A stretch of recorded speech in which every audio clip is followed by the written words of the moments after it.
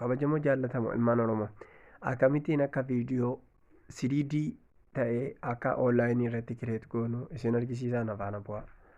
Ayyee jalqaba irratti gama Google Chrome keenyaan seennaa jechuudha. Gama Google Chrome keenya yerooniif seenne ayyee jalqaba Chrome keenya bifa kanaan yogguu nu baname maal jennee asirratti bakka search jettu kanarratti maal jennee search goona panzoid.com jenna. Search goone bifa kanaan nu dhufa jechuudha. Ayyee eeganni bifa kanatti nu dhufe kunniin amma kana hunduma isaa irratti hojjechuu dandeenya. Panzoid.com kireekshin isii jettu kanarratti gadhooyina al takkaa fi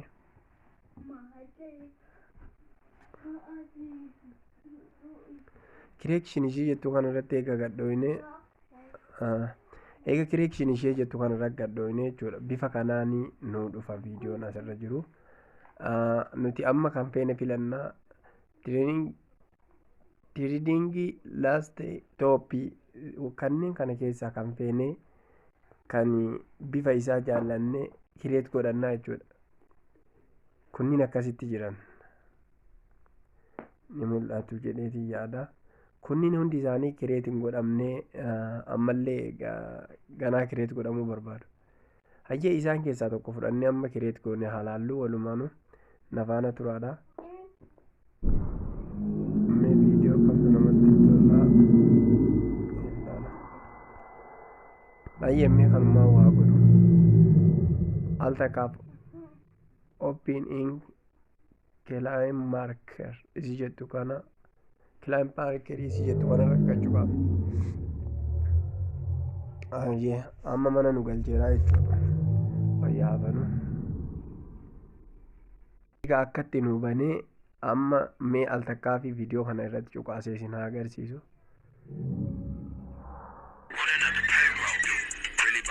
Ayyee amma bifa kanaanii viidiyoo kana intro keessan akkamiin akkasitti haa taphatudha. Ayyee amma isa kana kireet gochuudhaa fi mallattoo kana filannaa jechuudha. Mallattoo akka maal jedhama egaa isa kana filannaa yoonnii fi yaggooniif isa kana filannee maqaa nu gaafata jechuudha. Maqaa inni nu gaafatu kana ayyee mee wajjumaan guunnana hordoffaadha. Group mine group mine isa jedhu kana naan guuta jalqaba. Ayyee siigimmoo jedhe haadhiisu goon jedha. Isa ittaanu kanallee akkasuma L1 isa ittaanu kanallee siigimmoo gawa.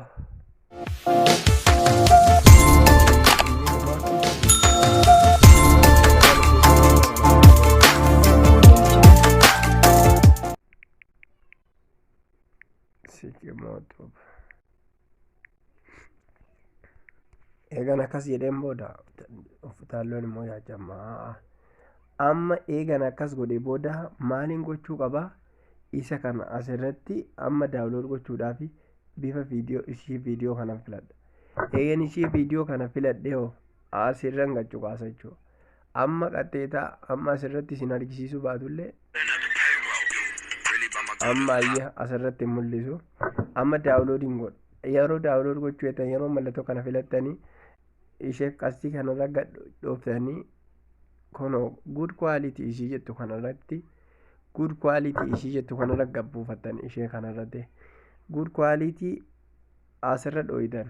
Amma daqiiqaa lakkaawwachuu jira asirratti hedduu waan turuu fi asirraan gadi hin buusu deemee viidiyoo isaa garuu wanni koo keessatti isin argisiisa jechuudha.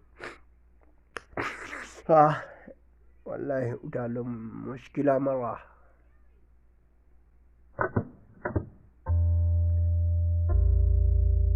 Ayyee amma naa kenneera jechuudha. Daawulood godhaa'eera akkuma isin argitan kana.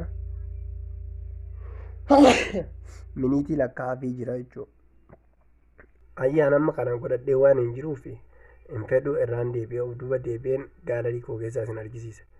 Amma nuusa sa'aatii nama fakkaata kan inni argitu yoo sarara kana yommuu fixatti daawulood ta'ee jechuudha. This is so much cancer that I can feel the tumors growing on my back. And it's weighing down heavy on me, and it's not okay. Can you help a nigga out and just stop this?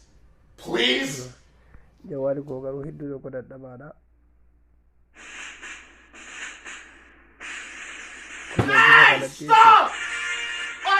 Why? Akkasiin gabbifachuu dandeessa waan beekan yaanii asirratti hojjechuu dandeessanii isa jedhudha.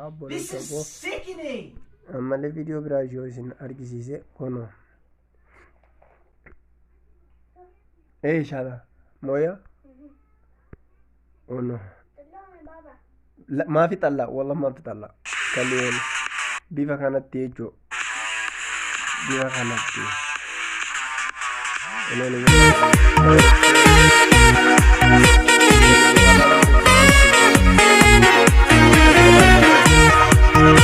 Warahmatullahi wabarakatuh.